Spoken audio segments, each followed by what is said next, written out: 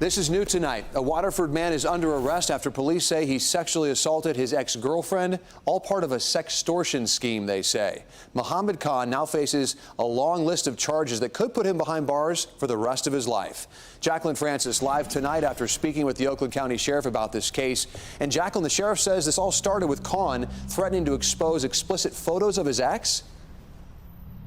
Yeah, Ty, threatening to share explicit or sensitive photos of someone is known as sextortion. It is a troubling crime that's growing in popularity. And the sheriff says if this is happening to you, get police involved right away.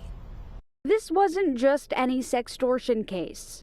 Kidnapping, sexual assault, and physical assault. Oakland County Sheriff Mike Bouchard telling us this case started in early April when a 21-year-old woman's ex-boyfriend threatened to post explicit photos of her on Instagram if she didn't meet up with him. So she did, getting in his car in Auburn Hills. When she met with him, she got in the car to talk about that, to try to convince him not to do it, and he quickly drove away with her in the car. Police say he took her to a movie theater parking lot in Rochester Hills. She attempted to get out of the car. He locked her in, punched her in the face, and then both physically and sexually assaulted her. The woman was able to escape, calling 911. And later that night, her ex, the alleged attacker, Mohammed Khan, was arrested. I asked the sheriff, what should someone do if they find themselves in a sextortion situation? Call us. We will very much be on your side.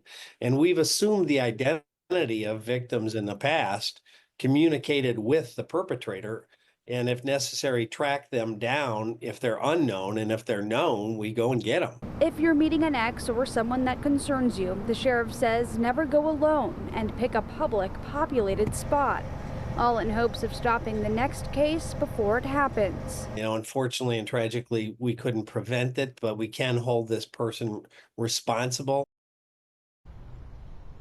The person being held responsible, Khan, is facing several charges, including criminal sexual conduct and witness intimidation. Police say Khan contacted his ex-girlfriend after he was arrested, trying to get her to have the charges dropped. Ty? And Jacqueline, we know his bond was revoked following this hearing. Why did that happen?